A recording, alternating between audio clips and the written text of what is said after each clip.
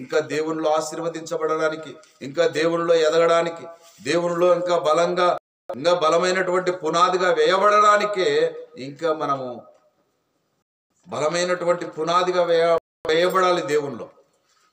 ఇంకే మనకు శ్రమలు, నిందలు, అవమానాలు వస్తాయి. ప్రియమైన దేవుని బిడ్డలారా, మనం గమనించాలి. యోబు అసలు యథార్థతలో వదలలేదు.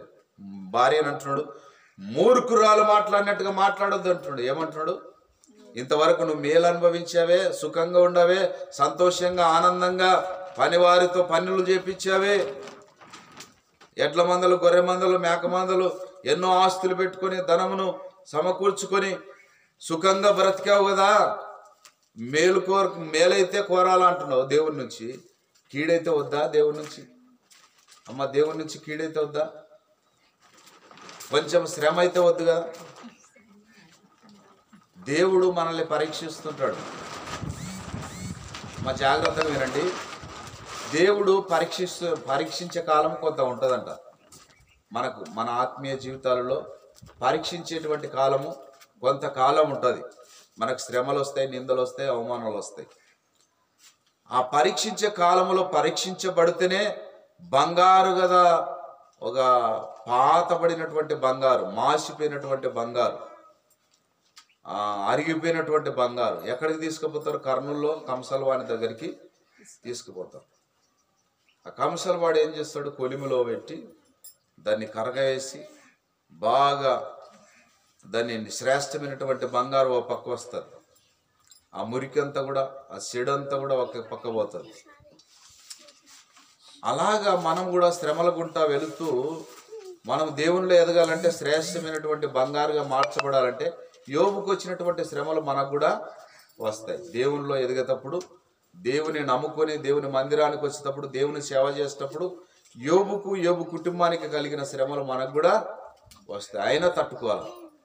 అలాగా తట్టుకున్న తర్వాత యోబు యొక్క కుటుంబము రెండంతలుగా దేవుడు ఆశీర్వదించాడు. గట్టిగా చప్పట్లు కొడదాం. ఎన్నంతలంట? రెండంతలుగా దేవుడు యోబును ఆశీర్వదించాడంట. చదవండి ఆ మాట ఒకసారి. యోబు గ్రంథం. యోబును మొదటగా ఆశీర్వదించిన దానికంటే మరి అధికముగా ఆశీర్వదించను. అతనికి 14,000 గొర్రెలను, మళ్ళా ఎన్ని వచ్చినాయమ్మ ఇప్పుడు? 14,000 గొర్రెలను, 6,000 ఒంటెలను, 1,000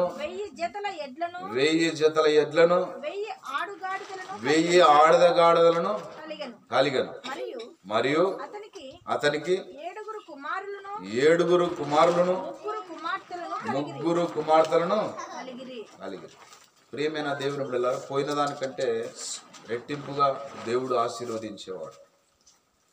మనం ఎంత నష్టపోయినామో అంతటికి రెట్టింపుగా మనకు దేవుడు ఇస్తాడు అనేటువంటి నిరీక్షణ ఎవరి మీద ఉండాలి? మనకు దేవుని మీద ఉండాలి. అది ఎంతనైనా నష్టం జరగని దేవుడు ఏదో ఒక రోజు మనల్ని మళ్ళా జ్ఞాపకం చేసుకుంటాడు. దేవుడు ఖచ్చితంగా ఆశీర్వదిస్తాడు.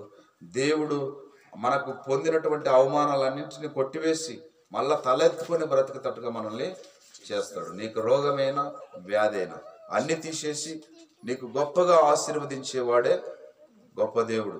నువ్వు గొప్ప దేవుని కలిగి ఉన్నావు గనక, గొప్ప దేవుణ్ణి ఆరాధిస్తూ ఉన్నావు గనక, ఆ గొప్ప దేవుని నువ్వు వెంబడిస్తున్నావు గనక గొప్పగా దేవుడు ఆశీర్వదించి దీవించి బలపరిచే దేవుడు గనక మనందరం కూడా ఎన్ని బాధలు వచ్చినా, ఎన్ని కష్టాలు వచ్చినా, ఎంత కన్నీరు గార్చినా, ఎంత ఇబ్బందులు, ఇరుకులు, ఎంత రోగమైనా మనము దేవునిలో నిరీక్షించి ఆయన వైపు చూసినప్పుడు ఆ వాటన్నిటి నుండి కూడా విడిపించి గొప్పగా మనల్ని ఆశీర్వదించి మళ్ళా తలగా మనల్ని పెడతాడు, తోకగా పెట్టాడు.